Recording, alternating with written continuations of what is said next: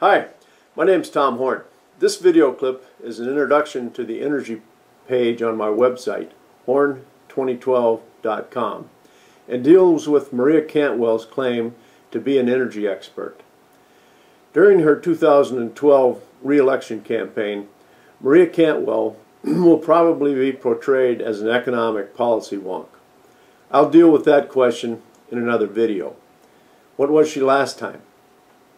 Last time she ran, in 2006, Maria Cantwell was promoted as an energy and technology expert. What did she do to earn the title of energy expert? Well, I don't know.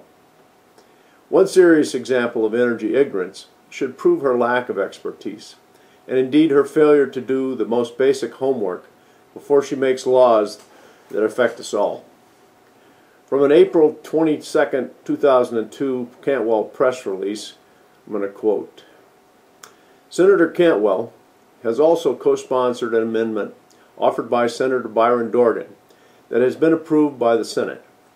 Dorgan's amendment requires the Secretary of Energy to develop a program to ensure 100,000 hydrogen fuel cell vehicles will be available for sale by 2010 and 2.5 million such vehicles available by 2020. Unquote. Senator Cantwell was so proud to co-sponsor this amendment that she announced it on her press release. Senator Cantwell voted for this amendment, as did 38 Democrat senators and 14 Republicans.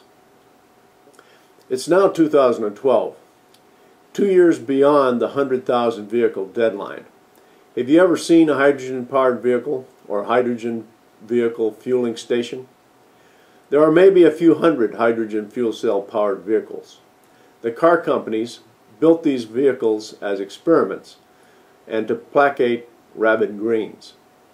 There are a total of 25 hydrogen fueling stations in California and probably a similar number in the rest of the entire country. Why didn't the Department of Energy make this happen?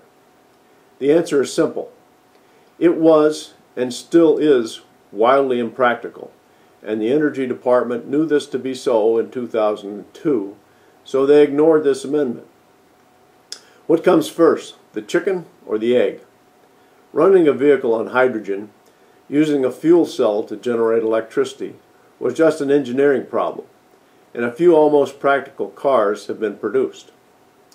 Producing, distributing, and storing hydrogen in an economic manner is the real problem. An energy expert would have known this at the time. Why isn't hydrogen fuel practical? First, its physical properties. Hydrogen is the lightest element. To get the energy equivalent of a gallon of gasoline requires 380 cubic feet of hydrogen, about 5 normal scuba tanks at 3,000 psi. Even liquefied, at minus 253 degrees centigrade, it takes 4 gallons of liquid hydrogen to equal the energy content of 1 gallon of gasoline. This information is illustrative only and does not consider the conversion of fuel energy content to motion.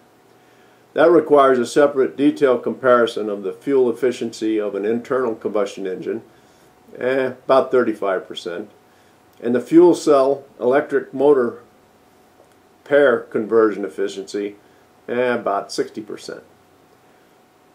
Okay, number 2, there's no hydrogen wells. Hydrogen is a manufactured fuel. It's produced by reforming natural gas with CO2 as a byproduct, or by using electricity to separate water. Keep in mind that today 50% of our electricity comes from coal. So today your hydrogen-powered car would be a 50% coal-powered car.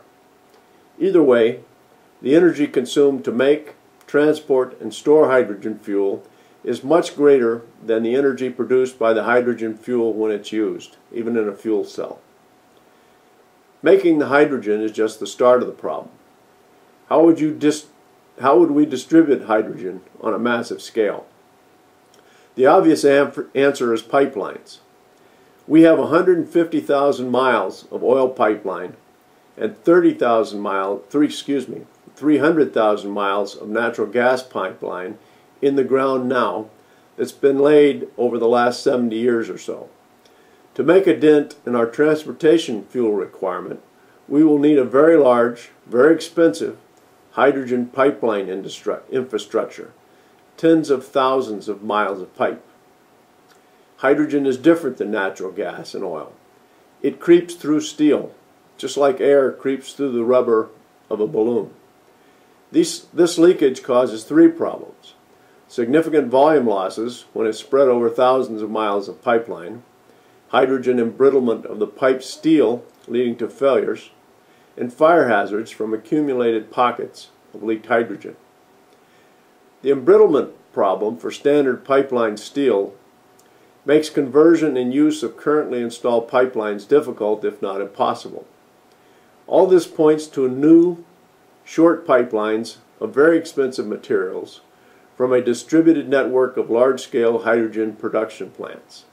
This is a huge undertaking that will not be started until the economics of the production of hydrogen make it a viable fuel, which is not on the horizon. Think of the environmental obstacles to all these new pipelines these days. Even now, 10 years after the amendment was proposed, large-scale production of hydrogen fuel for transportation is not being contemplated by anyone because it's not economically practical. This was knowable in 2002. An energy expert would have known it in 2002.